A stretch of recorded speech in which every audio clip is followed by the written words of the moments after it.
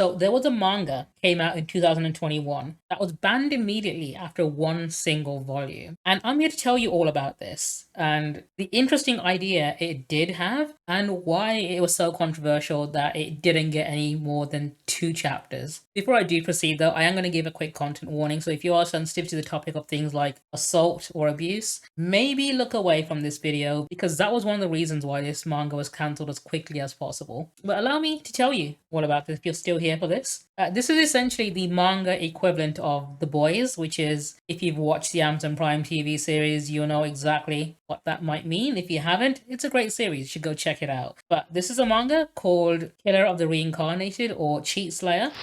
And essentially, it was a revenge story about an average villager who is seeking revenge on the chosen heroes of his world, who are all reincarnated heroes, who all have insanely powerful abilities and are like gods there, basically, and are treated, obviously, as heroes. But the truth of the matter is, they are actually very horrible people, and he is planning on killing them all one by one. Very similar to the plot of The Boys. However, instead of superheroes and stuff, you've got parodies of very popular isekai protagonists like Kirito there, very prominently in the center. And that ended up being the domino that led to the cancellation of this manga. So I know what you're thinking. Parody and satire should be protected under most creative licenses. That should be allowed. So why is it that they came down so harshly on this for copyright when parody has always been protected? Well, the reason being is exactly how this manga portrayed those characters, and essentially the whole lawsuit against them was a form of damage control because they didn't want the big earners like Sword Art Online being related to that sort of thing. So the manga was actually written by Homura Kawamoto, who's famous for writing Kakegurui, which is a manga about gambling, which genuinely is quite good. There is an anime adaptation for this that's available on Netflix. If you do want to check it out, I would recommend it. It's a great series, has 2 seasons, I believe, both fantastic start to finish, with some fantastic animation as well. But this manga was written in 2021 and only ever received 1 volume, which of course has 2 chapters in it. And it follows a villager named Lute, who originally was just a random dude who lives in a village, a very peaceful life, until his village got burnt down and some very horrible things happened to the people that lived there. And Lute survives the attack. He witnesses the reincarnated heroes carrying out the attack on his village, and he sort of comes to realize that they are actually very horrible people. And he swears revenge on them and plots to kill them all one by one, despite the fact that he doesn't have any abilities himself. He is just a completely powerless random villager. And that's where the similarities to The Boys come in, where if you haven't seen The Boys, it's a series about superheroes being very horrible people, like terrible celebrities in real life, and people without superpowers trying to kill them. And it's the figuring out in how to kill these like immortal, indestructible people that gets you hooked in. And this did have a very good hook, very similar to The Boys, which is why I was quite interested in this in the first place. And it seemed to have been going in a very good direction. Would have kept me reading for a little bit longer, but unfortunately it ends on quite the cliffhanger. So I'm going to show you a few pages of the manga, not the whole thing, so if you do want to read it for yourself, the option's there for you. You can go look it up. But this is the leader of the reincarnated heroes, and the naming isn't subtle either. There's 9 of them, and the leader is called Kiruto, the jaw-wiggling Black Knight. So he wasn't being subtle about this at all. Obviously, this does count as parody, and it is essentially parody. No difference to Sherlock Holmes being a parody of Sherlock Holmes, right? We've had this sort of thing since the very first copyright case back then. And here you can see all 9 of the reincarnated heroes and certain characters that they're based on. One of my favorite one has to be the Looper, called Honda Yuya, who is very clearly a parody of Subaru from ReZero, and I like the fact that he went with a different car name for him. But they obviously have parodies of Overlord as well.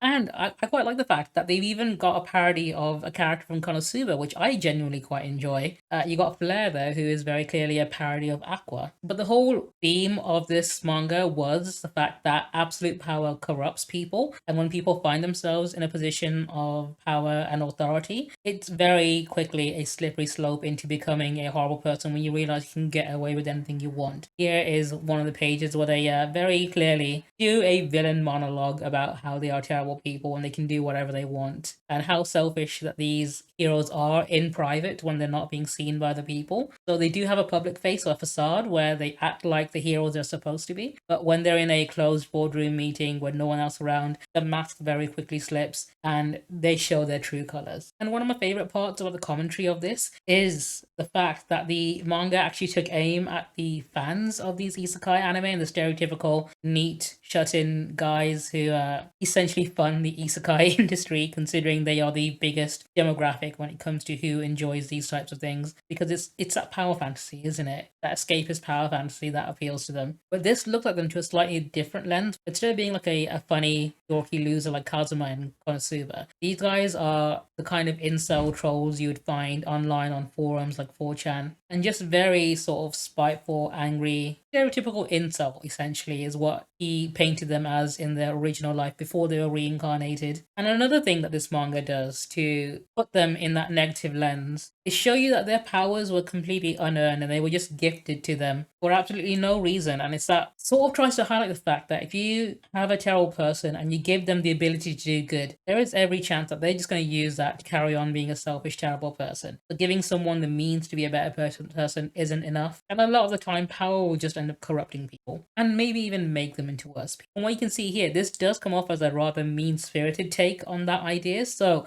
I get the idea that the mangaka was trying to convey and the commentary they were making. But the reason why the manga publishers that own the properties like Sword Art Online and Overlord and ReZero wanted this manga taken down was purely because of how abhorrently bad these characters ended up being as people. And they did not want to be associated with that, and they were worrying that it might impact the sales of their series if people start seeing obvious caricatures of their most popular characters being terrible people. Now, he does meet a witch who sort of tells him that these people are not invincible. You can actually kill these 9 heroes. And that's, what really hooks you in, seeing how he's going to go about killing them, despite the fact that they have all these overpowered abilities. And he, again, has no abilities of his own. He is just a powerless villager. Kind of what My Hero Academia was in the first episode when Deku had no quirk, but then he got the most overpowered one. In this one, he doesn't get any overpowered ability. He's just using his own wit to try and outsmart them. And the first volume of the manga basically ends with him revealing to one of the heroes that he knows who he was in a previous life and how he got reincarnated and got his powers. And then he realizes that he must know how to kill them as well. And it sort of gets to a point where he's like, hang on, this guy shouldn't know this word or this information. It's not from this world. And